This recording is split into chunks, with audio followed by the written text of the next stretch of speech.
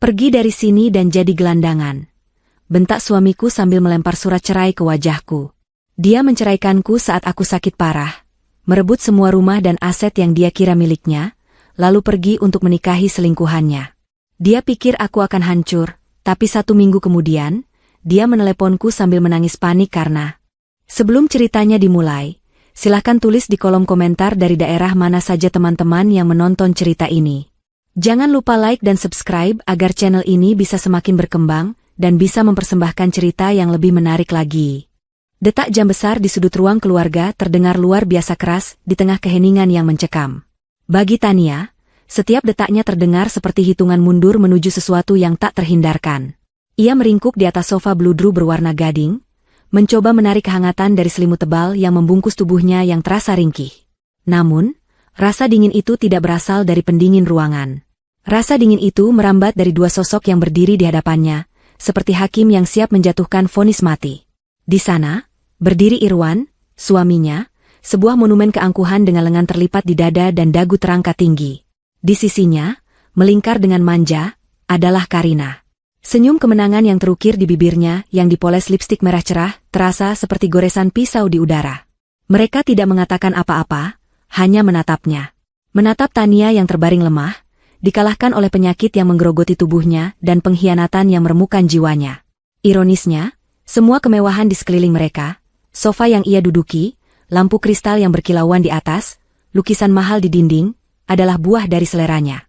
Rumah ini adalah istana yang ia rancang, yang kini telah berubah menjadi panggung sandiwara untuk penghinaannya sendiri. Kepalanya terasa berat, berdenyut-denyut seirama dengan detak jam.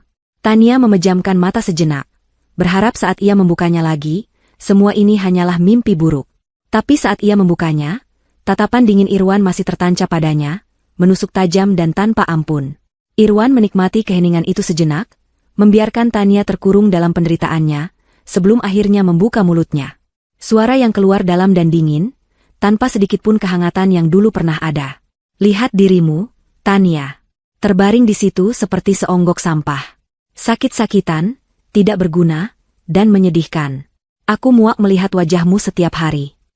Tania masih diam. Tenaganya sudah habis untuk berdebat. Setiap kata yang keluar dari mulut Irwan adalah belati yang ia biarkan menancap di hatinya. Ia sudah terlalu lelah untuk mencabutnya. Ia hanya ingin semua ini cepat berakhir. Irwan mendengus, seolah diamnya Tania adalah sebuah penghinaan. Ia berjalan mengitari meja kopi, tangannya menyentuh vas porselen mahal di atasnya. Semua ini, katanya sambil menyapukan pandangan ke seluruh ruangan yang megah itu, aku yang membangunnya. Aku yang bekerja keras siang dan malam untuk mendapatkan kemewahan ini. Dan apa yang kau lakukan? Kau hanya menumpang hidup, menghabiskan uangku, dan sekarang kau menjadi beban dengan penyakitmu yang tidak ada habisnya. Karina terkikik kecil di sampingnya, suara yang dibuat-buat agar terdengar manis namun justru terdengar seperti garpu yang digoreskan ke piring. Sudahlah, sayang, jangan buang tenagamu untuknya. Dia tidak akan mengerti arti kerja keras. Kata-kata Karina menjadi pemantik bagi amarah Irwan yang sudah tersulut. Pria itu kembali menghampiri Tania, kali ini dengan sebuah map coklat tebal di tangannya. Tanpa perasaan, ia melemparkan map itu ke pangkuan Tania. Tepian map yang tajam sedikit menggores kulit lengannya, namun Tania tidak merasakan sakit fisik. Hatinya sudah terlalu kebas. Buka itu, perintah Irwan. Dengan tangan yang sedikit gemetar, bukan karena takut tetapi karena lemas, Tania membuka map tersebut. Di dalamnya ada tumpukan kertas dengan kop surat dari sebuah firma hukum ternama. Di halaman paling atas, tertulis dengan huruf tebal, surat gugatan cerai. Di bawahnya, tertera namanya dan nama Irwan. Tania membaca sekilas isinya, tentang bagaimana ia sebagai istri tidak lagi bisa menjalankan kewajibannya, tentang perbedaan yang tidak bisa lagi disatukan. Semua alasan klise yang dibuat untuk menutupi kebenaran busuk tentang perselingkuhan dan pengkhianatan. Aku sudah menandatanganinya, kata Irwan, senyum sinis tersungging di bibirnya. Aku hanya butuh tanda tanganmu untuk membuat semuanya resmi, meskipun tanpa itu pun aku bisa mengurusnya. Aku hanya ingin melihat wajahmu saat kau sadar bahwa kau bukan siapa-siapa lagi. Tania menatap kertas itu, lalu mengangkat wajahnya untuk menatap Irwan. Matanya yang biasanya sendu kini terlihat kosong, hampa. Kekosongan itulah yang membuat Irwan semakin murka. Ia mengharapkan tangisan, permohonan, atau amukan. Ia tidak mendapatkan apa-apa. Kenapa? Kau kaget? Ejek Irwan. Kau pikir aku akan terus bersamamu, merawatmu seumur hidupku? Kau salah besar. Aku sudah menemukan wanita yang lebih baik, lebih sehat, lebih cantik, dan lebih bisa menghargaiku. Ia menarik Karina lebih dekat, mencium pipinya dengan kasar di depan Tania. Akhirnya, suara Tania keluar, serak dan pelan. Aku akan menandatanganinya. Jawaban itu sepertinya bukan yang Irwan inginkan. Wajahnya mengeras. Bagus. Memang seharusnya begitu. Kau sadar posisimu. Ia kemudian tertawa, tawa yang keras dan menggema di ruangan besar itu, tawa yang penuh dengan kekejaman. Oh, dan ada satu hal lagi. Ia mengambil beberapa lembar kertas lagi dari dalam tas kerjanya. Ini adalah bukti kepemilikan aset. Rumah ini, mobil-mobil di garasi, semua saham perusahaan, semua atas namaku. Aku sudah memastikan tidak ada 1 rupiah pun hartaku yang akan jatuh ke tanganmu. Semuanya sudah kusita. Ia membungkuk, menyejajarkan wajahnya dengan wajah Tania. Matanya berkilat liar. Aku sudah mengurus surat cerai, dasar perempuan gila. Semua aset hartaku dan rumah ini sudah kusita. Pergi dari sini dan jadi gelandangan. Bentaknya, suaranya menggelegar. Ludahnya sedikit muncrat mengenai wajah Tania. Tania tidak bergeming. Ia hanya menutup matanya sejenak. Bentakan Irwan adalah puncaknya. Ia mencengkeram lengan Tania dengan kasar, menariknya berdiri dari sofa. Tubuh Tania yang lemah terhuyung, hampir jatuh jika Irwan tidak menahannya. Ayo, keluar dari rumahku, seretnya. Irwan tidak peduli dengan kondisi Tania. Ia menyeret istrinya melewati lorong yang panjang, menuju pintu utama. Karina mengikuti di belakang dengan langkah anggun, seolah sedang menonton pertunjukan drama yang sangat menarik. Pintu depan terbuka, embusan angin malam yang lembab dan dingin langsung menerpa kulit Tania. Gerimis mulai turun, membasahi halaman depan yang terawat sempurna. Irwan mendorong Tania keluar begitu saja. Ia kemudian melemparkan sebuah tas kain kecil yang entah kapan ia siapkan. Isinya hanya beberapa potong pakaian usang. Itu saja barangmu yang kuizinkan kau bawa. Selebihnya adalah milikku, kata Irwan dengan napas terengah, puas dengan tindakannya. Selamat menikmati hidup barumu di jalanan. Pintu kayu jati yang berat itu kemudian tertutup dengan bunyi debam yang keras, seolah menutup satu babak kehidupan Tania untuk selamanya. Tania terduduk di paving block yang dingin dan basah. Ia mendengar suara mesin mobil sport Irwan dinyalakan, lalu melesat pergi menembus malam bersama Karina, meninggalkan kepulan asap dan suara tawa mereka yang samar-samar terdengar. Sendirian. Di depan rumah yang pernah menjadi istananya. Dibuang seperti sampah. Hujan mulai turun lebih deras, membasahi pakaian tipisnya, membuat tubuhnya semakin menggigil. Ia terbatuk, merasakan sesak di dadanya. Air mata akhirnya mulai mengalir, bercampur dengan air hujan di pipinya. Ia menangis bukan karena sedih, tapi karena lega. Beban itu akhirnya terangkat. Pertunjukan sandiwara itu akhirnya berakhir. Di tengah isak tangis dan batuknya yang menyakitkan, sebuah senyum tipis yang penuh teka-teki terukir di bibirnya yang pucat. Tepat pada saat itu, dari ujung jalan yang gelap, sepasang lampu mobil menyorot ke arahnya.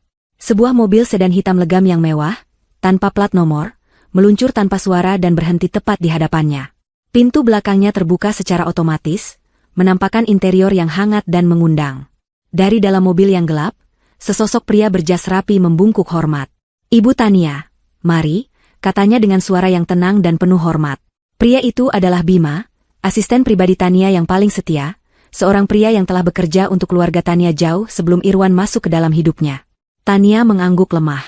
Dengan sisa tenaga yang ia miliki, dibantu oleh Bima yang dengan sigap memapahnya, ia masuk ke dalam mobil. Dunia luar yang dingin dan basah langsung tergantikan oleh kehangatan dan kelembutan interior mobil. Bima menyelimuti tubuhnya dengan selimut kasmir yang tebal, dan memberinya sebotol air hangat. Semua berjalan sesuai rencana. "Bu," bisik Bima sambil mengambil alih kemudi. Mobil melaju dengan mulus, meninggalkan rumah megah itu di belakang. Duduk di kursi kulit yang nyaman, pikiran Tania melayang kembali ke masa lalu. Tepatnya setahun yang lalu, hari di mana topeng sempurna suaminya mulai retak. Semuanya dimulai dari hal kecil. Aroma parfum wanita yang asing menempel di kemeja Irwan, bukan aroma manis seperti milik Karina, tapi aroma lain yang lebih segar. Lalu ada tagihan kartu kredit untuk sebuah restoran romantis di tanggal yang Irwan katakan ia sedang rapat maraton hingga larut malam. Tania pada awalnya mencoba menyangkal. Ia mencintai Irwan, atau setidaknya, ia mencintai versi Irwan yang ia kira ia nikahi. Ia mencoba percaya pada kebohongan-kebohongan suaminya. Namun, bukti-bukti terus bermunculan. Panggilan telepon misterius di tengah malam yang dijawab Irwan dengan berbisik di balkon. Perjalanan bisnis yang semakin sering tanpa hasil yang jelas. Puncaknya adalah ketika Tania secara tidak sengaja menemukan sebuah ponsel kedua yang disembunyikan Irwan di dalam tas golfnya. Ponsel itu tidak terkunci. Di dalamnya, ada dunia lain milik suaminya. Puluhan pesan mesra tidak hanya dengan satu wanita, tapi beberapa. Ada Karina, seorang model majalah dewasa. Ada juga wanita lain, manajer investasi di salah satu bank. Hati Tania hancur berkeping-keping. Tapi di tengah kehancurannya, sesuatu yang lain tumbuh. Sebuah ketenangan yang dingin. Tidak ada lagi air mata, yang ada hanya kesadaran pahit. Pengkhianatan Irwan tidak hanya berhenti di situ. Didorong oleh rasa curiga, Tania yang sejak dulu memiliki bakat alami dalam bisnis dan keuangan, mulai memeriksa laporan perusahaan yang mereka kelola bersama. Secara teknis, perusahaan itu adalah milik bersama, dibangun setelah mereka menikah. Namun, modal awal terbesar berasal dari warisan orang tua Tania, sebuah fakta yang selalu coba Irwan kaburkan. Dengan bantuan Bima dan tim auditor forensik yang ia sewa diam-diam, Tania menemukan kebenaran yang lebih mengerikan. Irwan secara sistematis telah membuat perusahaan-perusahaan cangkang, mentransfer aset-aset paling berharga ke perusahaan tersebut yang sepenuhnya berada di bawah kendalinya. Ia berencana untuk meninggalkan Tania tanpa sepeser pun. Dia tidak hanya ingin meninggalkannya, dia ingin menghancurkannya. Disitulah rencana Tania lahir. Malam itu, setelah melihat semua bukti pengkhianatan finansial dan personal Irwan, Tania tidak marah. Ia justru merasa tertantang. Ia sadar Irwan meremehkannya. Pria itu hanya melihatnya sebagai istri yang patuh. Wanita rumahan yang cantik yang tidak mengerti apa-apa tentang dunia bisnis yang kejam. Irwan tidak tahu bahwa sebelum menikah, Tania adalah seorang investor jenius yang dijuluki Ratu Tanpa Mahkota di lingkaran terbatas investor kelas atas. Ia sengaja mundur dari sorotan untuk membangun rumah tangga, sebuah keputusan yang kini sangat ia sesali. Irwan juga tidak tahu fakta terpenting dari semuanya. Bahwa seluruh modal awal yang ia gunakan, yang ia anggap sebagai warisan biasa dari keluarga Tania, sebenarnya terikat pada sebuah perusahaan induk raksasa bernama Tania Jaya Group. Sebuah perusahaan keluarga yang dibangun oleh kakeknya, yang kepemilikan mutlaknya secara hukum akan jatuh ke tangan Tania sepenuhnya setelah 5 tahun pernikahan. Dan tahun kelima itu, sudah lewat 6 bulan yang lalu. Semua perusahaan yang dikelola Irwan, yang ia sombongkan sebagai miliknya, pada dasarnya hanyalah anak perusahaan dari kerajaan bisnis milik Tania. Irwan hanyalah seorang manajer yang tidak sadar diri, yang sedang mencoba mencuri perabotan dari istana milik sang ratu. Stres akibat pengkhianatan itu benar-benar membuat kesehatan Tania menurun. Penyakit autoimun yang selama ini bisa ia kendalikan, kembali kambuh. Tubuhnya melemah, ia sering merasa lelah dan pusing. Namun, di balik kelemahannya, otaknya bekerja lebih tajam dari sebelumnya. Ia memutuskan untuk menggunakan penyakitnya sebagai topeng. Ia membiarkan Irwan melihatnya sebagai wanita yang lemah dan sekarat. Ia membiarkan Irwan semakin besar kepala dan ceroboh. Sementara Irwan sibuk memindahkan aset ke perusahaan cangkangnya, Tania dan timnya diam-diam menyusun ulang struktur kepemilikan, memastikan bahwa semua perusahaan cangkang itu secara tidak langsung juga berada di bawah kendali Tania Jaya Group. Irwan sedang sibuk memindahkan uang dari satu kantong di celana Tania ke kantong lainnya. "Kita sudah sampai, Bu," suara Bima membuyarkan lamunan Tania. Mobil telah memasuki area parkir bawah tanah, sebuah gedung pencakar langit yang menjulang di pusat distrik bisnis. Mereka naik lift pribadi yang membawa mereka langsung ke sebuah penthouse di lantai teratas. Pintu lift terbuka, menampakkan sebuah ruangan yang luas dan modern, dengan jendela kaca dari lantai ke langit-langit yang menyajikan pemandangan gemerlap lampu kota Jakarta di malam hari. Tempat ini 100 kali lebih mewah dan canggih daripada rumah yang baru saja ia tinggalkan. Ini bukan sekadar tempat tinggal, ini adalah pusat komandonya. Seorang wanita parubaya yang ramah menyambutnya dengan kursi roda dan segelas teh herbal hangat. "Selamat datang kembali, Bu Tania. Dokter akan segera datang untuk memeriksa kondisi ibu." Tania tersenyum. "Terima kasih, Bei Sumi." Setelah diperiksa oleh dokter pribadinya dan berganti pakaian dengan piyama sutra yang nyaman, Tania duduk di sebuah sofa besar yang menghadap ke jendela. Bima datang menghampirinya, menyerahkan sebuah tablet canggih. Di layar, terpampang diagram rumit dari struktur perusahaan, rekening bank, dan daftar aset. Semua yang Irwan pikir telah ia rebut, ada di sana, ditandai dengan warna merah. "Semua sudah siap, Bu Tania," kata Bima dengan nada mantap. Sesuai instruksi ibu, kami membiarkan dia memegang kendali selama seminggu ini agar dia bisa merasakan kemenangan palsunya. Tepat 7 hari dari sekarang, pada jam 9 pagi, sistem akan secara otomatis memblokir semua akses atas nama Tuan Irwan. Rekeningnya akan dibekukan, kartu kreditnya akan dinonaktifkan, dan surat pemberitahuan dari Dewan Direksi Tania Jaya Group akan dikirimkan ke semua kolega bisnisnya. Semua aset akan secara resmi kembali atas nama perusahaan induk. Dia bahkan tidak akan bisa membeli sebotol air mineral. Tania menatap layar tablet itu. Di pantulan layar yang gelap, ia bisa melihat wajahnya sendiri. Pucat dan lelah, namun matanya menyeratkan keteguhan baja. Ia menyentuh diagram yang menampilkan foto profil Irwan, lalu menggeseknya ke ikon tempat sampah digital. Jalankan, perintahnya dengan suara pelan namun tegas. Permainan catur ini akan segera berakhir. Dan sang ratu akan segera melakukan skakmat. 3 hari setelah Tania diusir, rumah megah itu kembali bermandikan cahaya dan alunan musik. Suara dentingan gelas sampanye dan tawa renyah menggantikan keheningan dingin yang ditinggalkan Tania. Irwan mengadakan sebuah pesta. Bukan sekadar pesta biasa, melainkan sebuah perayaan yang ia sebut sebagai pesta kebebasan dan awal yang baru. Ia mengundang semua orang penting dalam lingkarannya, kolega bisnis, sosialita, dan teman-teman yang selama ini selalu memujanya. Ia ingin seluruh dunia melihatnya sebagai seorang pemenang, seorang raja yang baru saja berhasil mengusir naga tua dari istananya. Irwan berdiri di tengah ruang keluarga, segelas sampanye Dom Perignon di genggamannya. Ia mengenakan setelan Tom Ford yang dijahit khusus, senyumnya lebar dan penuh percaya diri. Di lengannya, Karina bergelayut manja, mengenakan gaun malam berwarna merah menyala yang memeluk tubuhnya dengan sempurna, di lehernya melingkar kalung berlian baru yang harganya bisa membeli sebuah apartemen. Mereka adalah pasangan sempurna malam itu, memancarkan aura kekuasaan dan kekayaan. Setiap tamu yang datang menyalami Irwan, menepuk punggungnya, dan berbisik seolah memberi selamat. "Selamat, Wan, kau akhirnya membuat keputusan yang tepat," kata salah seorang rekannya, seorang pengusaha properti yang licik. "Wanita sakit-sakitan seperti itu hanya akan menjadi beban dalam hidupmu." "Aku turut bahagia untukmu, Irwan," timpal seorang sosialita dengan senyum palsu. "Karina jauh lebih cocok mendampingimu. Segar, muda, dan ambisius. Persis sepertimu." Irwan menerima semua pujian itu seperti bunga rampai. Egonya membengkak, membuatnya merasa tak terkalahkan. Ia menatap sekelilingnya, pada semua kemewahan yang ia yakini sebagai hasil kerja kerasnya. Ia merasa seperti dewa di dunianya sendiri.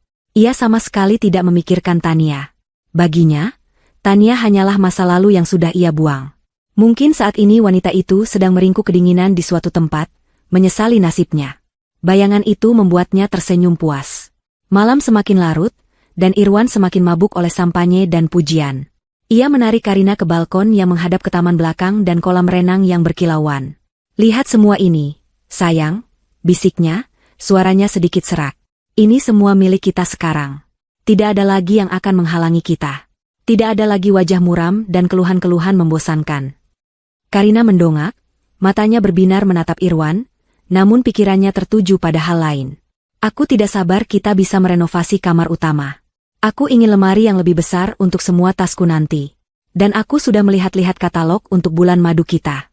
Mungkin kita bisa keliling Eropa selama 3 bulan?" "Apapun yang kau mau, Ratu," jawab Irwan sambil mencium keningnya. "Dunia ini milik kita." Mereka kembali ke dalam, bergabung dengan kerumunan. Pesta mencapai puncaknya.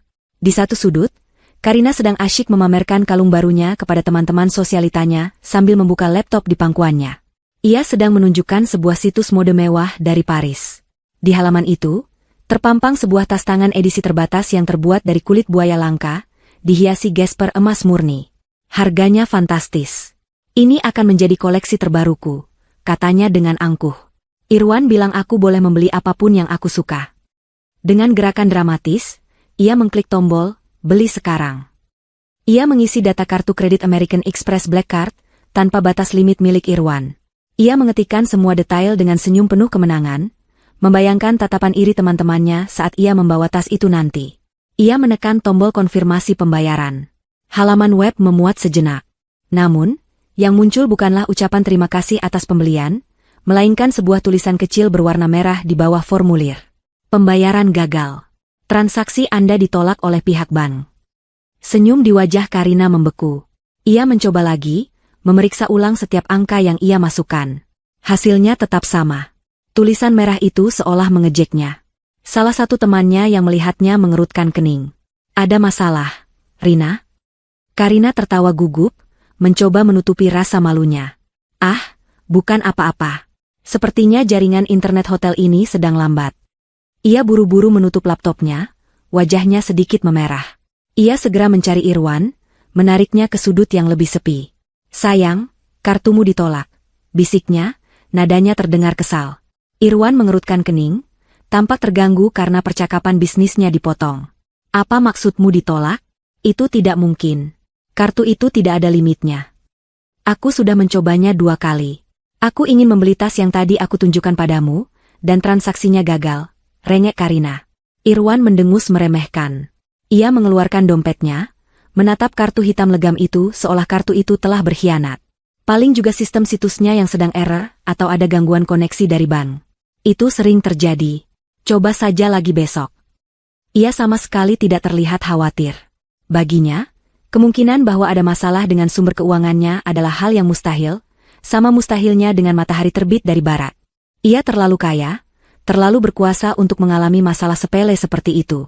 Ia kembali menepuk pipi Karina dengan lembut. Jangan khawatirkan hal kecil seperti itu. Sekarang, ayo kita nikmati pesta kita. Irwan kembali bergabung dengan kerumunan, tawanya kembali terdengar paling keras, menyombongkan rencana ekspansi bisnisnya ke Singapura. Ia telah melupakan insiden kecil itu, menganggapnya hanya sebagai angin lalu, sebuah riak kecil di samudra kemenangannya yang luas. Ia tidak sadar, itu bukanlah riak. Itu adalah tanda pertama dari sebuah badai tsunami yang sedang meluncur cepat ke arahnya. Keesokan harinya, Irwan melupakan sepenuhnya insiden kartu kredit yang ditolak. Ia terbangun dengan perasaan luar biasa, sisa-sisa euforia pesta semalam masih terasa. Ia bersiul sambil mengenakan kemeja mahalnya, bersiap untuk pergi ke kantor dan melanjutkan dominasinya di dunia bisnis. Ia merasa hidupnya baru saja dimulai. Masalah pertama datang saat makan siang. Ia mengundang seorang calon investor penting ke sebuah restoran Jepang paling eksklusif di kota. Sepanjang makan siang, Irwan berbicara tanpa henti tentang visinya, tentang keuntungan berlipat ganda, dan tentang betapa cerdasnya ia telah merestrukturisasi perusahaannya setelah melepas beban masa lalunya. Sang investor tampak terkesan. Saat tagihan datang, dengan total hampir 100 juta rupiah, Irwan dengan angkuh mengeluarkan kartu korporat platinumnya. Pelayan mengambil kartu itu dan kembali beberapa menit kemudian dengan wajah canggung. Mohon maaf, Pak Irwan. Sepertinya ada masalah dengan kartunya. Transaksinya tidak bisa diproses. Wajah Irwan langsung mengeras. Apa maksudmu? Coba lagi. Gesek lagi kartunya. Pelayan itu mencoba sekali lagi, dan hasilnya sama. Tetap tidak bisa, Pak. Tertulis, hubungi bank penerbit. Rasa malu yang panas menjalar di wajah Irwan. Calon investor di hadapannya menatapnya dengan tatapan aneh. Ini adalah sebuah penghinaan. Dengan geram, Irwan terpaksa membuka dompetnya dan membayar dengan semua uang tunai yang ia miliki, yang untungnya masih cukup. Bang sialan. Selalu ada saja masalah teknis. Gerutunya, mencoba menyelamatkan mukanya. Tapi ia tahu, kesan yang ia bangun selama 2 jam terakhir telah rusak. Kembali di kantornya yang mewah di puncak gedung pencakar langit, perasaan tidak nyaman mulai merayapinya. Ia menyalakan komputernya, mencoba masuk ke sistem internet banking korporat untuk melakukan transfer dana ke salah satu pemasok besar. Saat ia memasukkan kata sandinya, sebuah jendela notifikasi muncul, akses ditolak. Untuk alasan keamanan, akun Anda telah diblokir sementara. Silakan hubungi administrator Anda. Administrator? Dialah administratornya. Dialah pemiliknya. Kemarahan mulai menggantikan rasa malunya. Ia meraih telepon dan menghubungi manajer hubungannya di bank, seorang pria yang biasanya akan menjawab panggilannya di dering pertama. Kali ini, panggilannya dialihkan ke pesan suara. Ia mencoba lagi. Sama. Ia menelepon ke kantor pusat bank, hanya untuk disambungkan dari satu operator ke operator lain. Semuanya memberikan jawaban yang sama dan tidak membantu. Kami melihat ada penanda keamanan di akun Anda, Pak. Kami tidak bisa memberikan detail lebih lanjut melalui telepon. Saat itulah telepon di mejanya mulai berdering tanpa henti. Panggilan pertama datang dari salah satu investor terbesarnya di Singapura. Nadanya tidak ramah. Irwan, apa yang terjadi dengan perusahaanmu? Aku baru saja menerima laporan audit independen yang sangat mengkhawatirkan tentang struktur kepemilikan dan potensi penipuan. Aku menarik semua investasiku sekarang juga. Sebelum Irwan sempat memprosesnya, panggilan lain masuk. Kali ini dari klien utamanya di Hong Kong, membatalkan kontrak multimiliar dolar. Alasannya sama. Sebuah laporan uji tuntas yang tiba-tiba muncul di email mereka pagi ini, mengungkapkan risiko yang tidak dapat diterima. Satu persatu, pilar-pilar kerajaan bisnisnya mulai runtuh. Seseorang sedang menyabotase dirinya dari luar, menyebarkan racun ke semua relasinya. Dalam kepanikan yang semakin menjadi, ia mencoba menghubungi orang kepercayaannya, Direktur Keuangan, Suryo. Orang yang telah bekerja bersamanya selama bertahun-tahun, yang membantunya menyusun skema perusahaan cangkang. Panggilannya tidak diangkat. Beberapa detik kemudian, sebuah email masuk ke ponselnya. Subjeknya singkat, pengunduran diri. Suryo mengundurkan diri, efektif saat itu juga. Irwan merasa lantai di bawah kakinya bergoyang. Ini tidak mungkin. Ini adalah mimpi buruk. Dunianya yang sempurna, yang ia bangun dengan susah payah, hancur berkeping-keping hanya dalam hitungan jam. Siapa yang melakukan ini? Siapa yang memiliki kekuatan untuk menghancurkannya seperti ini? Tiba-tiba, sebuah pikiran yang mustahil terlintas di benaknya, sebuah pikiran yang begitu konyol hingga ia hampir menertawakannya. Jika ia tidak sedang begitu ketakutan. Tania? Tidak mungkin. Wanita lemah itu? Gelandangan itu? Tangannya gemetar saat ia menekan nomor pengacara pribadinya, Pak Robert, seorang pria lihai yang membantunya mengurus surat cerai dan pengalihan aset. Robert? Ada apa ini? Teriak Irwan begitu panggilan tersambung, tanpa basa-basi. Semua investor menarik dana, bank memblokir akunku. Klien membatalkan kontrak. Suryo mengundurkan diri. Seseorang sedang menghancurkanku. Di seberang telepon, suara Robert terdengar tegang. Tenang, Irwan, tenang. Aku juga baru saja mencoba mengakses data perusahaanmu di sistem legal. Ada yang aneh. Tunggu sebentar. Terdengar suara ketikan keyboard yang cepat. Keheningan berlangsung selama hampir 1 menit, 1 menit terpanjang dalam hidup Irwan. Kemudian, suara Robert kembali terdengar, kali ini pelan dan penuh dengan kekhawatiran yang tidak bisa disembunyikan. Irwan, saya baru saja memeriksa dokumen kepemilikan induk yang terdaftar di kementerian. Kita dalam masalah besar. Apa maksudmu masalah besar? Bentak Irwan. Semua aset utama perusahaanmu, kata Robert, suaranya terdengar seperti vonis mati. Proyek properti, portofolio saham, bahkan kepemilikan gedung kantor yang sedang kau tempati saat ini. Semuanya terdaftar di bawah satu nama perusahaan induk. Ya, tentu saja. Perusahaan induk milikku. Sergah Irwan tidak sabar. Ada jeda sejenak sebelum Robert melanjutkan. Bukan, Irwan. Itu bukan atas namamu. Perusahaan induk itu bernama Tania Jaya Group. Irwan terdiam. Dunia di sekelilingnya seakan berhenti berputar. Tania Jaya Group. Nama yang ia kira hanyalah sebuah yayasan keluarga kecil yang tidak aktif. Nama yang tertera di dokumen warisan Tania yang ia anggap remeh. Ponsel itu terlepas dari genggamannya yang lemas, jatuh ke karpet tebal tanpa suara. Sementara ia menatap kosong keluar jendela, ke kota yang tadinya ia pikir berada dalam genggamannya. Waktu seakan berhenti di dalam ruang kantor Irwan. Kata-kata pengacaranya, Pak Robert, menggantung di udara seperti vonis yang tak bisa diganggu-gugat. Tania Jaya Group. Nama itu terus berputar di kepalanya, menghantam kesombongannya seperti bola perusak. Ia menatap kosong keluar jendela, ke gedung-gedung pencakar langit yang tadinya ia anggap sebagai taman bermainnya, kini terasa seperti jeruji penjara yang mengurungnya. Keringat dingin membasahi keningnya, dasi mahalnya terasa mencekik leher. Tidak mungkin. Ini pasti sebuah kesalahan administrasi yang konyol. Sebuah lelucon yang tidak lucu. Tania, wanita lemah yang hidupnya hanya berputar di antara resep masakan, jadwal arisan, dan keluhan tentang penyakitnya? Bagaimana mungkin wanita seperti itu bisa mendalangi kudeta serumit ini? Egonya menolak untuk percaya.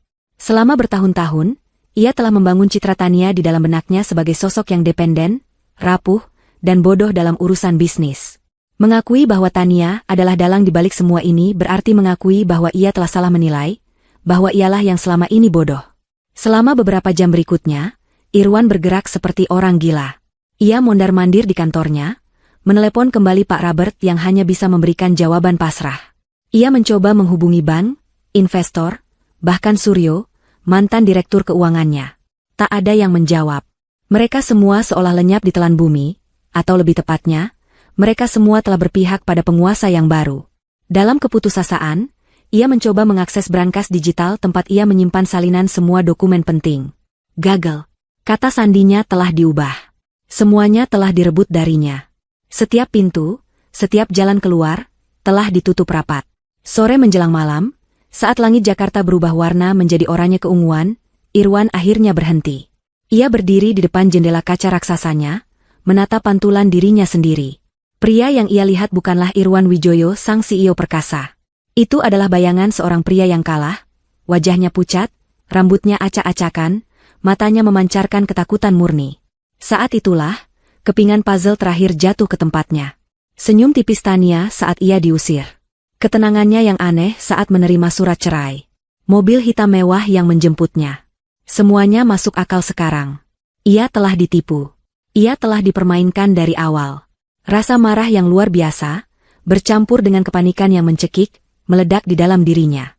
Hanya ada satu orang yang bisa menjawab pertanyaannya. Hanya ada satu orang yang bisa menghentikan mimpi buruk ini. Dengan tangan gemetar hebat, ia mengambil ponselnya yang tergeletak di lantai. Ia membuka daftar kontaknya, mencari nama yang sudah hampir ia hapus. Tania. Jantungnya berdebar kencang seolah akan meledak. Dengan satu tarikan napas panjang yang bergetar, ia menekan tombol panggil. Di belahan kota yang lain, di penthouse termewah dengan pemandangan terbaik, Tania sedang duduk santai di balkon. Ia mengenakan gaun rumah sutra berwarna krem, secangkir teh kamomil hangat di tangannya. Seminggu telah berlalu sejak malam pengusirannya. Kesehatannya berangsur pulih di bawah perawatan dokter terbaik dan lingkungan yang tenang. Wajahnya tidak lagi pucat, dan ada binar kehidupan di matanya yang sudah lama hilang. Ia baru saja selesai melakukan panggilan video dengan dewan direksi barunya, memberikan arahan yang jelas dan tegas. Ponselnya yang tergeletak di meja bergetar. Nama, Irwan, muncul di layar. Tania menatap nama itu sejenak. Tidak ada getaran emosi di hatinya. Tidak ada amarah, tidak ada dendam, hanya rasa dingin yang hampa. Ia sudah menduga panggilan ini akan datang. Ia meletakkan cangkirnya, menarik napas pelan, lalu menerima panggilan itu dan mengaktifkan pengeras suara. Halo, sapanya, suaranya terdengar tenang dan jernih, seperti air danau di pagi hari. Keheningan sejenak di seberang, seolah Irwan terkejut panggilannya dijawab. Lalu, suara panik dan serak Irwan meledak. Tania, apa yang terjadi? Di mana kau? Apa yang sudah kau lakukan? Tania menyesap tehnya lagi sebelum menjawab. Aku sedang menikmati sore hari. Kenapa suaramu terdengar begitu panik? Irwan, bukankah kau seharusnya sedang merayakan kemenanganmu? Jangan bercanda denganku, teriak Irwan, suaranya pecah. Uangku, rekeningku dibekukan, kartu kreditku ditolak. Semua investor meninggalkanku. Ini perbuatanmu, kan? Jawab aku. Aku tidak tahu apa yang kau bicarakan, jawab Tania dengan nada datar. Bukankah kau bilang semua itu adalah hartamu? Kenapa kau menelepon seorang gelandangan untuk menanyakan aset seorang miliarder? Setiap kata yang diucapkannya diucapkan dengan perlahan dan sengaja, seperti tetesan racun. Irwan terdiam, napasnya terengah-engah. Sarkasme Tania menghantamnya lebih keras dari bentakan. Ia menurunkan nadanya, mencoba jalur yang berbeda, jalur permohonan yang putus asa. Tania, tolong, aku tidak mengerti. Jelaskan padaku apa yang terjadi. Ini pasti ada kesalahan. Kita bisa bicarakan ini baik-baik. Aku. Tania memotongnya. Rasa muak mulai menjalari dirinya. Tidak ada yang perlu dibicarakan, Irwan. Dan tidak ada kesalahan. Yang ada hanyalah kebenaran yang akhirnya kau sadari. Ia berhenti sejenak, membiarkan keheningan menambah tekanan bagi Irwan. Uangku, hartaku, semuanya hilang. Raung Irwan lagi, kembali ke kepanikannya. Saat itulah Tania melepaskan pukulan terakhirnya. Pukulan yang meruntuhkan sisa-sisa keangkuhan pria itu untuk selamanya. Ia tertawa kecil, tawa yang terdengar indah namun mematikan di telinga Irwan. Uangmu? Ulangnya dengan nada heran yang dibuat-buat. Irwan, kamu tidak pernah punya uang. Kamu hanya badut yang kuizinkan bermain di sirkus milikku. Selama ini, kamu hanya mengelola uangku. Keheningan total di seberang sana. Selamat menikmati peran barumu sebagai penonton, tambah Tania. Kemudian, dengan satu sentuhan lembut di layar, ia memutuskan panggilan. Klik. Suara itu terdengar begitu final. Tania meletakkan ponselnya, kembali menatap pemandangan kota. Langit sudah gelap, dan lampu-lampu mulai berkelip seperti berlian yang tersebar di atas kain beludru hitam. Ia merasa damai. Permainan telah berakhir. Di seberang sana, di dalam kantor yang gelap, Irwan merosot ke kursinya. Telepon masih menempel di telinganya, mendengarkan nada sambung yang terputus. Kata-kata terakhir Tania bergema di kepalanya, menghancurkan realitasnya hingga menjadi debu. Badut di sirkus miliknya. Kenyataan itu begitu menyakitkan, begitu menghancurkan, hingga ia bahkan tidak bisa berteriak. Ketenangan yang dirasakan Tania berbanding terbalik dengan badai yang melanda kehidupan Irwan. Sehari setelah panggilan telepon itu, neraka yang sesungguhnya terbuka. Berita tentang pengambil alihan dramatis itu bocor ke media.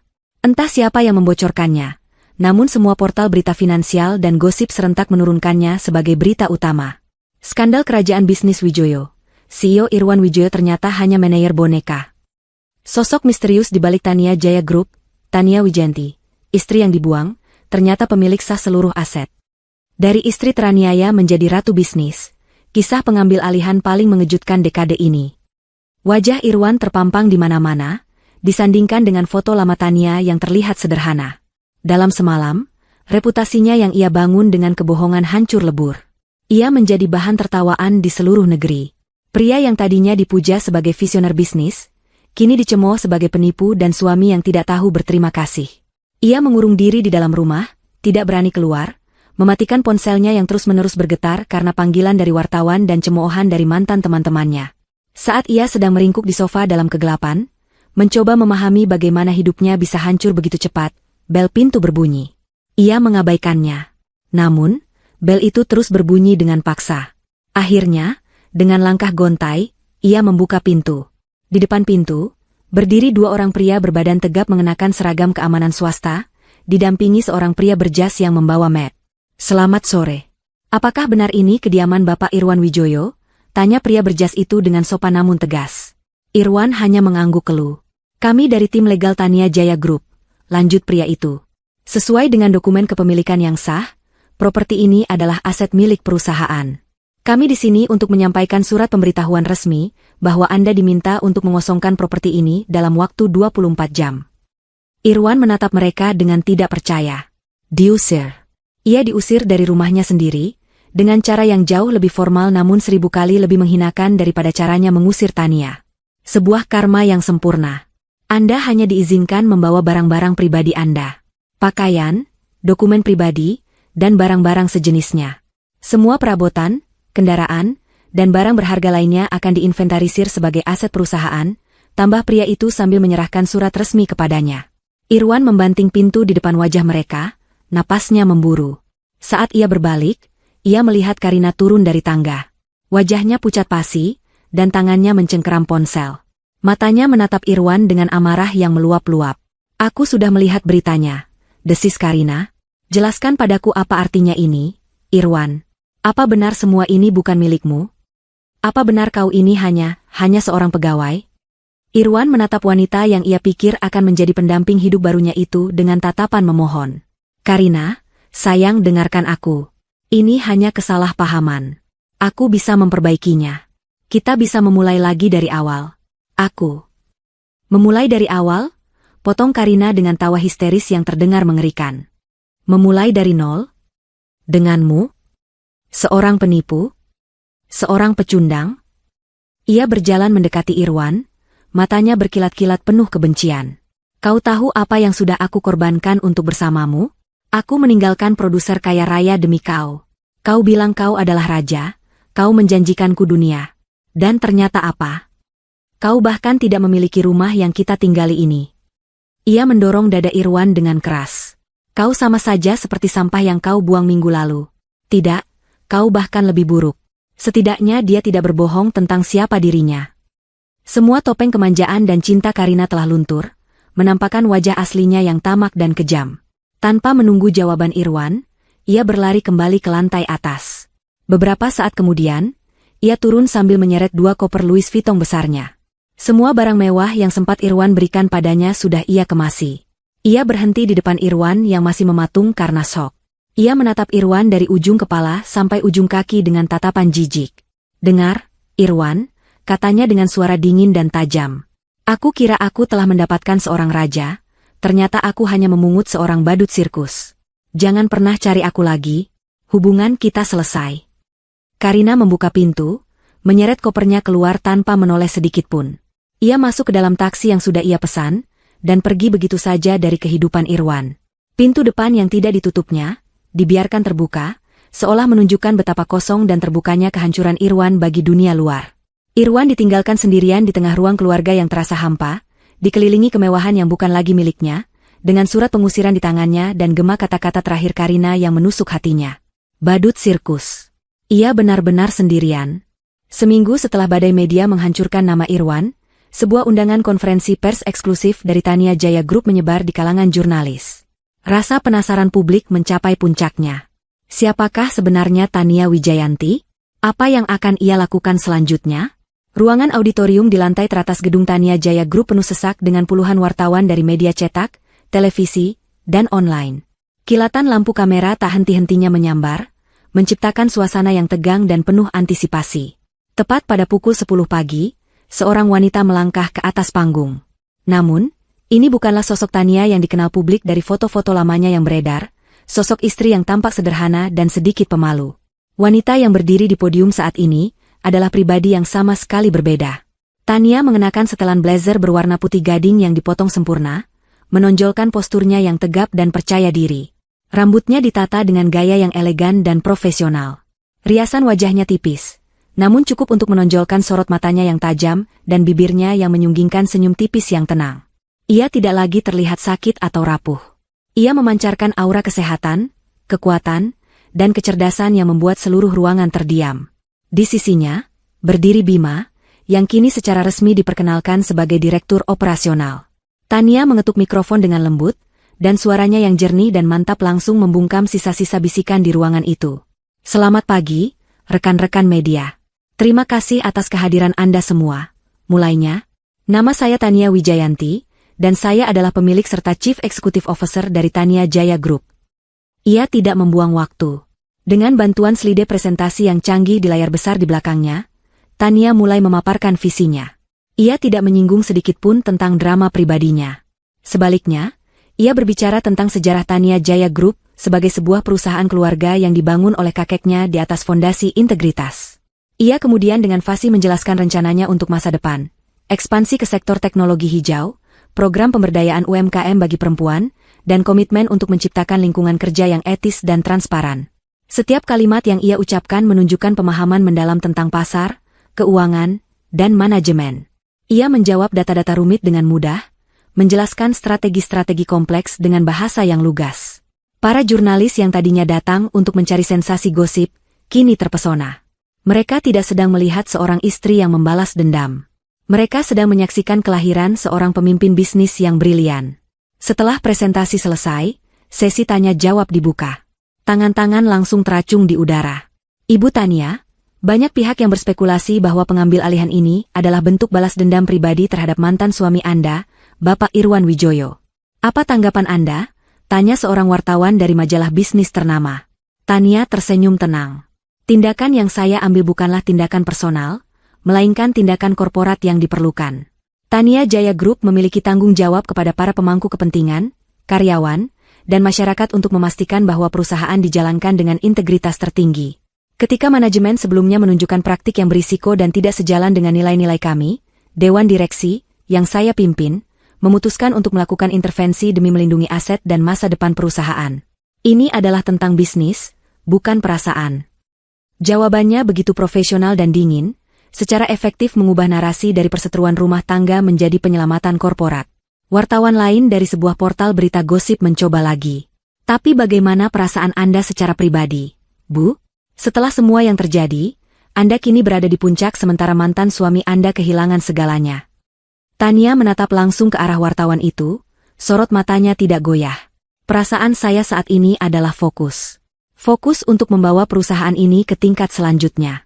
Fokus untuk menciptakan ribuan lapangan kerja baru. Fokus untuk membuktikan bahwa bisnis bisa dijalankan dengan hati nurani. Saya tidak punya waktu untuk melihat ke belakang atau memikirkan hal-hal yang tidak lagi relevan dengan masa depan saya dan masa depan perusahaan ini. Ia dengan lihai menepis setiap upaya untuk menariknya kembali ke dalam drama pribadi. Ia menunjukkan kepada dunia bahwa Irwan, bagi dirinya sekarang, adalah sosok yang tidak relevan. Kekalahan terbesar bagi seorang narsisis seperti Irwan bukanlah kebencian, melainkan pengabaian total. Saat Bima memberi isyarat bahwa waktu hampir habis, seorang jurnalis muda di barisan belakang mengangkat tangannya dengan cepat. Satu pertanyaan terakhir, Bu Tania, apa pesan Anda untuk mantan suami Anda, Bapak Irwan Wijoyo, yang menurut kabar kini sedang kesulitan? Seluruh ruangan menahan napas. Ini adalah pertanyaan yang ditunggu-tunggu semua orang. Sebuah kesempatan bagi Tania untuk meluapkan amarahnya, untuk melontarkan satu kalimat pedas terakhir sebagai penutup. Namun, Tania justru melakukan sesuatu yang tidak terduga. Wajahnya yang tadinya serius, sedikit melunak. Ia bahkan tersenyum kecil, senyum yang sopan namun menyimpan jarak ribuan kilometer. Pesan, ulangnya dengan lembut. Tentu saja saya mendoakan yang terbaik untuknya dalam mencari pekerjaan baru. Ia berhenti sejenak, membiarkan kata-katanya meresap, sebelum menambahkan kalimat terakhirnya dengan nada yang ringan dan hampir sambil lalu. Saya dengar, ada banyak lowongan untuk posisi entry level saat ini. Seketika, keheningan di ruangan itu pecah.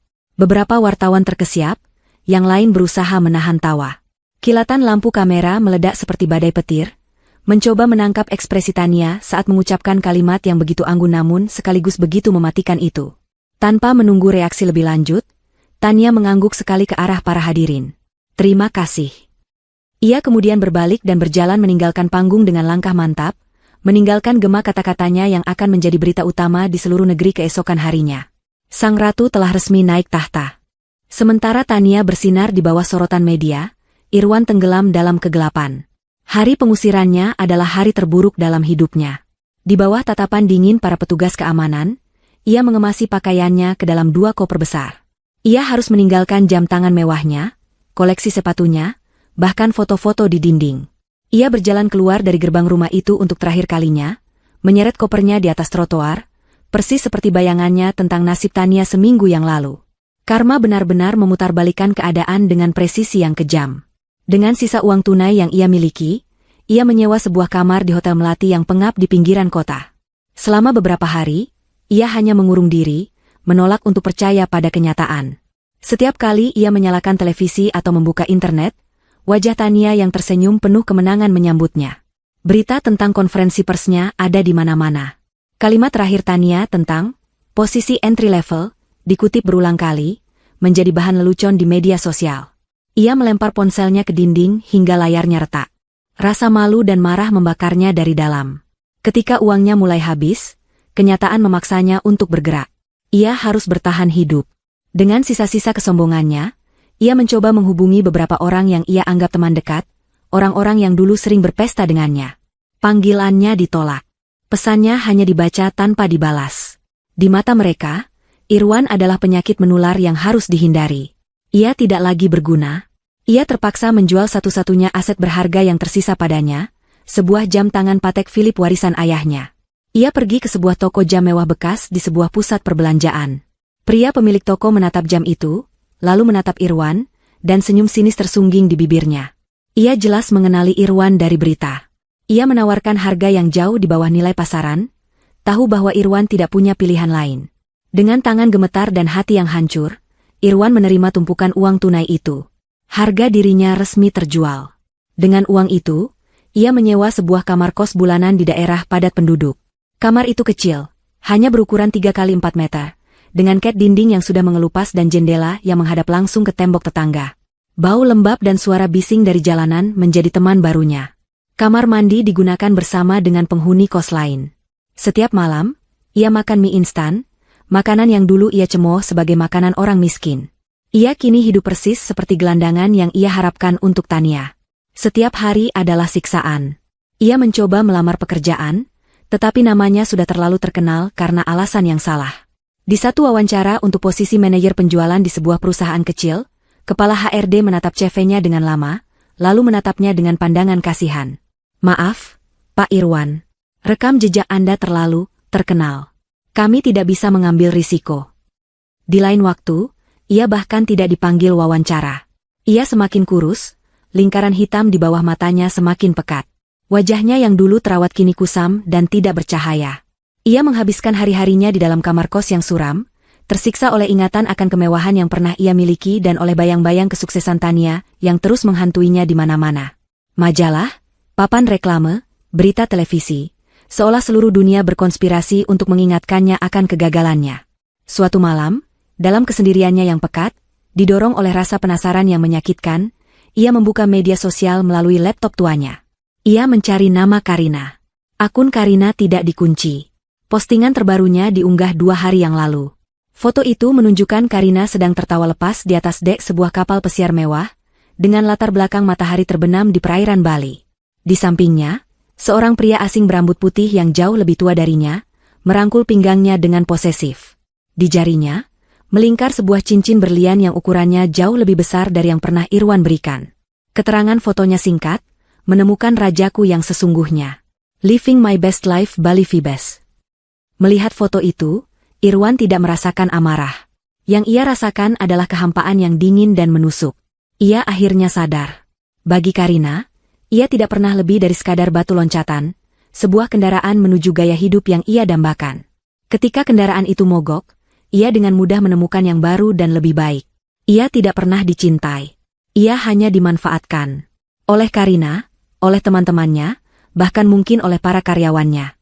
Satu-satunya orang yang mungkin pernah tulus padanya adalah Tania, orang yang telah ia hancurkan dengan tangannya sendiri. Kesadaran itu datang terlambat. Di dalam kamar kosnya yang sempit, dikelilingi kegelapan, Irwan menundukkan kepalanya dan untuk pertama kalinya sejak semua ini dimulai, ia menangis. Bukan tangisan kemarahan, tapi tangisan kekalahan total seorang pria yang telah kehilangan segalanya, terutama dirinya sendiri. Beberapa minggu berlalu dalam siksaan sunyi di kamar kosnya. Setiap hari, Irwan semakin terpuruk ke dalam jurang keputusasaan. Uang hasil menjual jam tangannya menipis dengan cepat.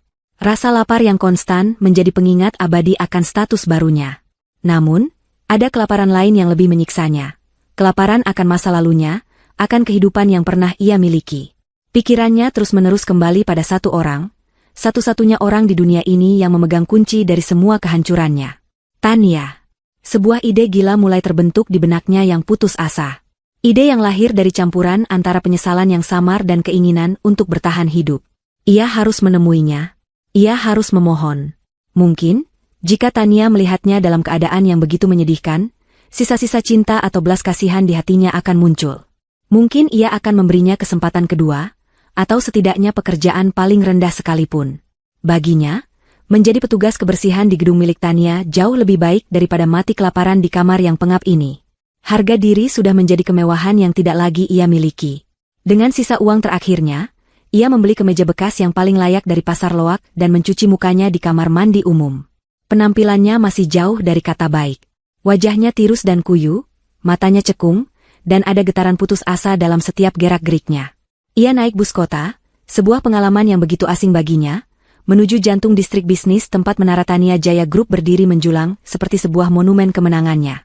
Berdiri di seberang lobi gedung yang megah itu, Irwan merasa seperti semut di hadapan raksasa. Ia melihat para eksekutif muda yang berpakaian rapi keluar masuk dengan langkah percaya diri. Dulu, ia adalah salah satu dari mereka, bahkan lebih tinggi. Kini, ia bahkan tidak berani melangkahkan kaki melewati pintu putar kaca itu. Petugas keamanan yang berjaga di depan menatapnya dengan curiga, seolah ia adalah seorang gelandangan yang tersesat. Maka, ia menunggu. Ia berdiri di sudut jalan, mencoba terlihat tidak mencolok, matanya terus tertuju pada pintu masuk utama. Ia menunggu sepanjang pagi, di bawah terik matahari yang menyengat. Perutnya keroncongan, tapi ia mengabaikannya. Ia menunggu hingga jam makan siang, melihat ratusan karyawan keluar dari gedung, namun sosok Tania tidak terlihat. Ia terus menunggu hingga sore hari. Langit yang tadinya cerah mulai mendung, dan tak lama kemudian, gerimis mulai turun, persis seperti di malam ia mengusir Tania. Hujan itu terasa seperti cemoohan dari langit. Tubuhnya basah kuyup dan mulai menggigil kedinginan, tetapi ia tidak beranjak. Ia harus bertemu Tania. Ini adalah satu-satunya harapannya. Menjelang pukul 6 sore, saat para karyawan terakhir mulai meninggalkan gedung, sebuah mobil sedan mewah berwarna hitam berhenti tepat di depan lobi. Jantung Irwan berdebar kencang. Ia mengenali mobil itu. Pintu belakang terbuka, dan Bima keluar lebih dulu, membuka payung besar. Lalu, Tania melangkah keluar dari mobil. Waktu seakan melambat bagi Irwan. Tania terlihat luar biasa. Ia mengenakan gaun kerja berwarna biru tua yang elegan. Ia tampak sehat, berenergi, dan ada aura ketenangan dan kekuasaan di sekelilingnya yang membuat orang-orang di sekitarnya tampak menyingkir dengan hormat. Ia sedang tertawa kecil menanggapi sesuatu yang dikatakan Bima. Tawa itu, tawa yang tulus dan lepas, adalah sesuatu yang sudah lama tidak pernah Irwan dengar. Tawa itu menghantamnya dengan kesadaran penuh tentang apa yang telah ia sia-siakan.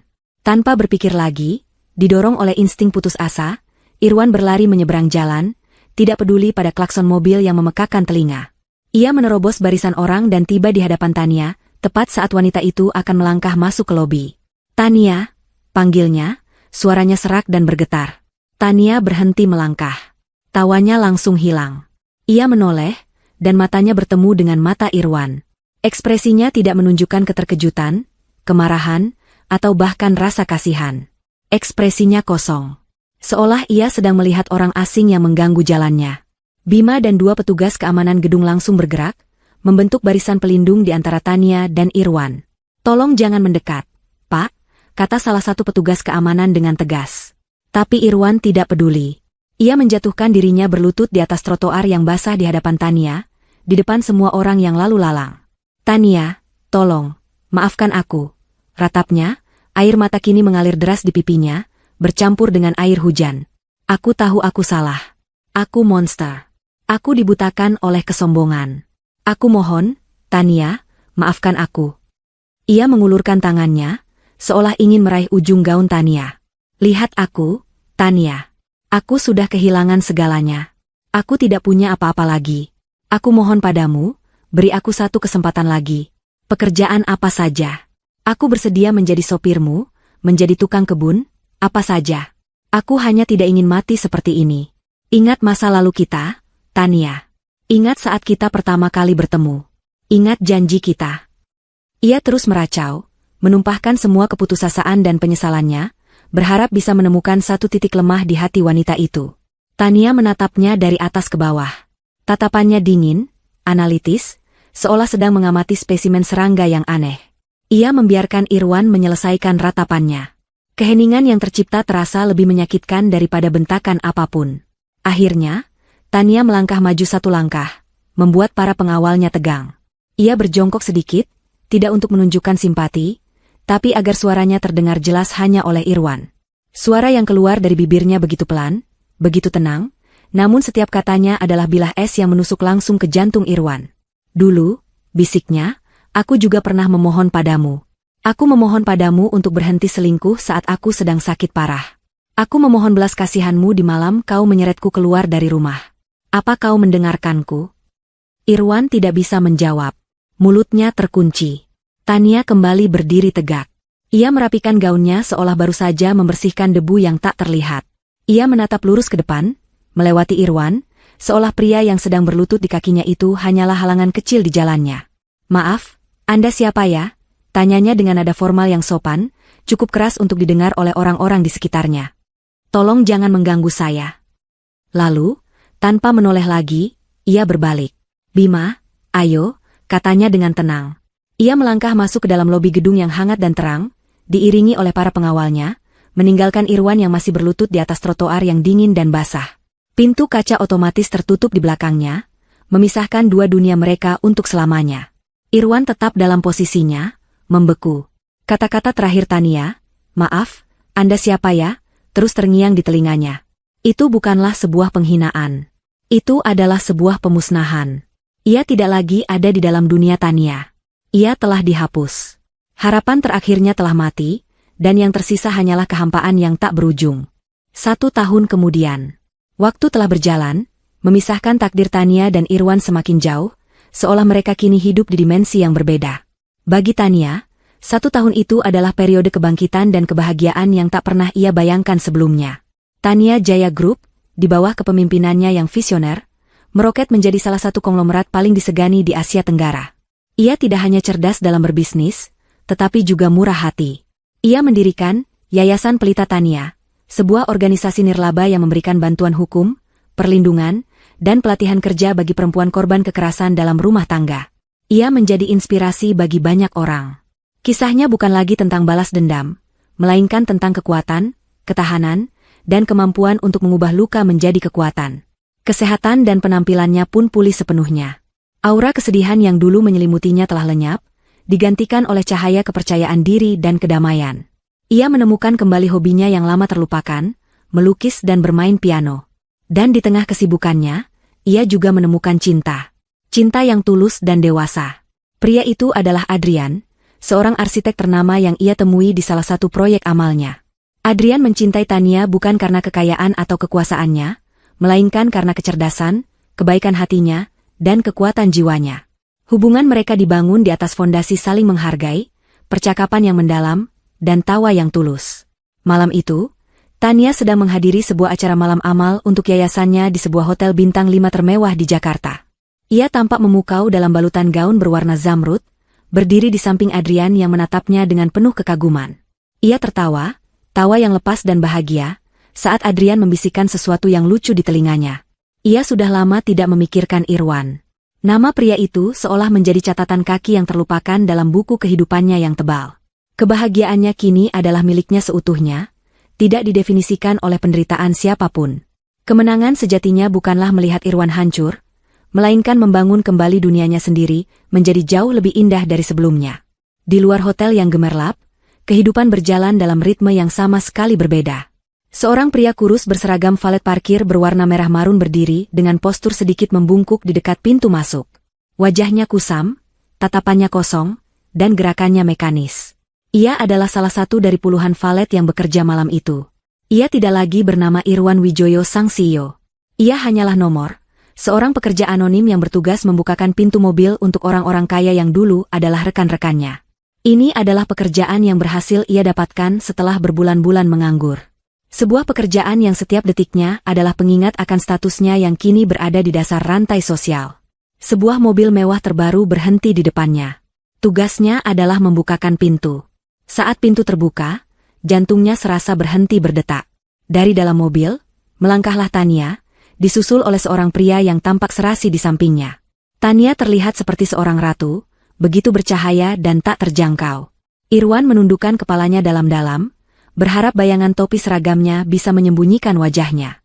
Tania dan Adrian berjalan melewatinya tanpa sedikit pun melirik. Tentu saja. Mengapa mereka harus memperhatikan seorang petugas parkir? Bagi mereka, ia hanyalah bagian dari pelayanan hotel, tidak lebih penting dari tiang lampu atau pot bunga. Irwan bisa mencium aroma samar parfum Tania yang tertinggal di udara, aroma yang sama yang dulu memenuhi rumah mereka. Aroma itu kini terasa seperti siksaan. Seorang petugas senior menyerahkan kunci mobil itu padanya. Parkirkan di area VVIP, jangan sampai lecet. Irwan mengangguk patuh. Dengan tangan yang sedikit gemetar, ia masuk ke dalam mobil Tania. Interiornya terasa begitu mewah, aroma kulit barunya begitu khas. Di layar digital dashboard, sebuah foto muncul sebagai wallpaper. Tania dan Adrian sedang tersenyum bahagia di sebuah pantai. Ia menyalakan mesin mobil yang berbunyi halus, mesin yang harganya lebih mahal dari total penghasilannya selama 10 tahun ke depan. Saat ia mengemudikan mobil mewah itu perlahan menuju area parkir bawah tanah yang remang-remang, sebuah kesadaran akhir menghantamnya dengan kekuatan penuh. Inilah karmanya. Bukan kemiskinan atau penderitaan fisik yang menjadi hukuman terberatnya. Hukumannya adalah untuk tetap hidup dan menjadi saksi bisu dari kebahagiaan gemilang wanita yang pernah ia buang. Setiap hari, ia harus menjalani kehidupan yang dulu ia harapkan untuk Tania. Sementara Tania menjalani kehidupan impian yang seharusnya menjadi milik mereka berdua. Ia tidak akan pernah bisa lari dari bayang-bayang kesuksesan Tania. Karena kini, ia hanyalah seorang pelayan kecil yang hidup di pinggiran dunia megah milik sang ratu. Di dalam garasi parkir yang sunyi, Irwan menghentikan mobil itu, mematikan mesinnya, dan hanya duduk terdiam dalam kegelapan. Ia telah kehilangan segalanya, dan kini, ia bahkan tidak memiliki hak untuk dilupakan. Waktu adalah pemahat yang paling sabar dan paling kejam. Dalam 5 tahun, ia bisa mengubah gunung menjadi lembah, dan mengubah ingatan pahit menjadi pelajaran yang tak ternilai. Bagi Tania, 5 tahun adalah waktu untuk membangun kembali, bukan dari puing-puing, tetapi dari fondasi kokoh yang selama ini tersembunyi di bawah reruntuhan pernikahannya. Dunia kini mengenalnya bukan sebagai istri yang teraniaya, tetapi sebagai salah satu visioner bisnis paling cemerlang di generasinya.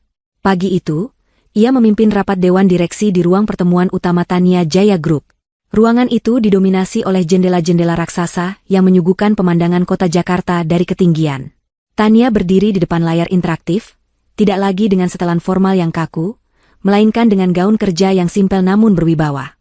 Auranya tenang, setiap gerakannya efisien, setiap kata-katanya berbobot. Ia sedang mempresentasikan proyek terbarunya, sebuah inisiatif yang menjadi buah bibir di dunia bisnis, TJG Cipta Lestari. Ini bukanlah program amal atau yayasan. Ini adalah sebuah divisi bisnis yang sepenuhnya mandiri dan sangat menguntungkan, yang berfokus pada investasi dan inkubasi perusahaan rintisan di bidang teknologi hijau dan energi terbarukan. Ia tidak sekadar memberikan donasi, ia membangun ekosistem. Ia membuktikan bahwa keuntungan finansial dan tanggung jawab sosial bisa berjalan beriringan. Data proyeksi untuk kuartal ketiga menunjukkan bahwa 3 dari 5 startup yang kita danai telah mencapai valuasi praseri A, jelas Tania, menunjuk grafik yang naik tajam di layar. Saya ingin kita mengalokasikan dana tambahan untuk Katalis Wanita, program mentorship di dalam Cipta Lestari, yang secara khusus membina para pendiri startup perempuan. Potensi mereka luar biasa, namun akses mereka ke pendanaan masih terbatas. Kita akan mengubah itu. Para direktur, pria dan wanita parubaya yang tadinya merupakan loyalis kakeknya, menatapnya dengan kekaguman yang tak terselubung. Mereka tidak lagi melihatnya sebagai ahli waris yang mengambil haknya, tetapi sebagai seorang pemimpin sejati yang membawa warisan itu ke level yang lebih tinggi. Rapat ditutup dengan tepuk tangan meriah, bukan karena formalitas, tetapi karena rasa hormat yang tulus. Kehidupan pribadinya pun telah menemukan ritme yang damai.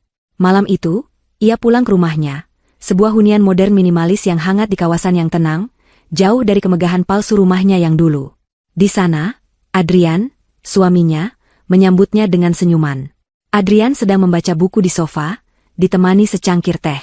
Rumah mereka dipenuhi oleh aroma kayu manis dan buku-buku tua, bukan parfum mahal dan ambisi yang menyesakan. Bagaimana rapatnya, Ratu?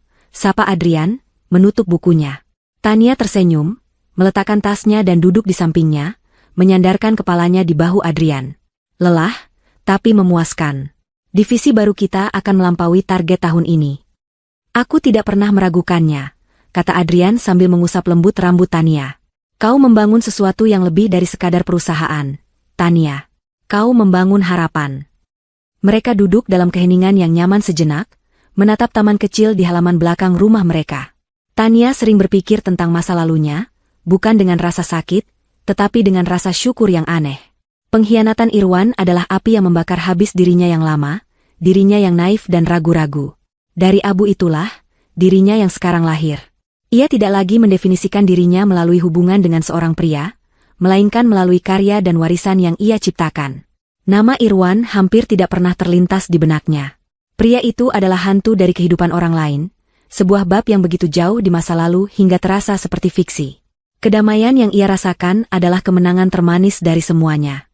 Di sisi lain kota, di dunia yang terasa jutaan kilometer jauhnya, waktu berjalan dengan cara yang berbeda. Bagi Irwan, 5 tahun bukanlah waktu untuk membangun. Itu adalah waktu untuk terkikis. Karma tidak datang sebagai badai sesaat, melainkan sebagai gerimis abadi yang perlahan-lahan melarutkan sisa-sisa hidupnya hingga tak berarti. Ia masih bekerja sebagai petugas valet di hotel yang sama. Tubuhnya yang dulu tegap kini sedikit membungkuk karena lelah. Tangannya yang dulu hanya memegang pulpen mahal dan gelas kristal, kini kapalan karena terus-menerus memegang setir mobil orang lain. Ia telah berganti-ganti pekerjaan beberapa kali. Kurir, penjaga gudang, tetapi ia selalu kembali ke pekerjaan valet ini. Mungkin karena disinilah ia bisa merasakan sisa-sisa dunianya yang hilang, meski hanya sebagai penonton dari balik seragam murah. Ia masih tinggal di kamar kos, meski sudah pindah ke lokasi yang sedikit lebih baik, tetapi tetap saja sempit dan menyedihkan. Rutinitasnya monoton. Bangun, naik bus berdesakan, bekerja selama 10 jam dalam diam, pulang, makan nasi bungkus, dan tidur. Ia tidak punya teman. Wanita datang dan pergi dari hidupnya, tetapi tidak ada yang bertahan lama setelah mengetahui bahwa ia tidak punya apa-apa untuk ditawarkan. Obsesinya pada Tania telah berubah bentuk. Amarah dan kebencian telah lama menguap, meninggalkan endapan penyesalan yang pekat dan permanen. Ia menjadi pengikut setiap berita kesuksesan Tania. Dengan ponselnya yang layarnya sudah retak, ia membaca setiap artikel tentang pencapaian Tania Jaya Group, melihat setiap foto Tania bersama suaminya di acara-acara penting. Setiap kesuksesan Tania adalah tamparan tak terlihat baginya. Ia tidak lagi berharap wanita itu gagal. Ia hanya bertanya-tanya, dalam kesendiriannya yang tak berujung, seperti apa hidupnya jika ia tidak sebodoh itu. Malam itu, hotel tempatnya bekerja menjadi pusat perhatian kota. Tania Jaya Group merayakan hari jadinya yang ke-50 dengan sebuah pesta gala yang spektakuler. Lobi hotel dihiasi dengan bunga-bunga impor, karpet merah tergelar di pintu masuk, dan logo TJG diproyeksikan dengan megah ke dinding gedung. Irwan dan petugas valet lainnya berdiri berbaris rapi, diperintahkan untuk memberikan pelayanan terbaik. Satu persatu, mobil-mobil termewah di negeri itu berhenti di depan mereka. Para menteri, duta besar, dan konglomerat papan atas melangkah keluar, disambut oleh kilatan lampu kamera. Irwan hanya bisa menunduk, merasakan betapa kecil dan tidak terlihatnya dirinya. Lalu, mobil yang ia kenal itu tiba. Sebuah sedan Bentley hitam yang dikemudikan oleh sopir pribadi. Irwan membeku sejenak saat rekannya bergerak untuk membukakan pintu. Tania melangkah keluar, digandeng mesra oleh Adrian. Tania tampak seperti dewi dari hayangan.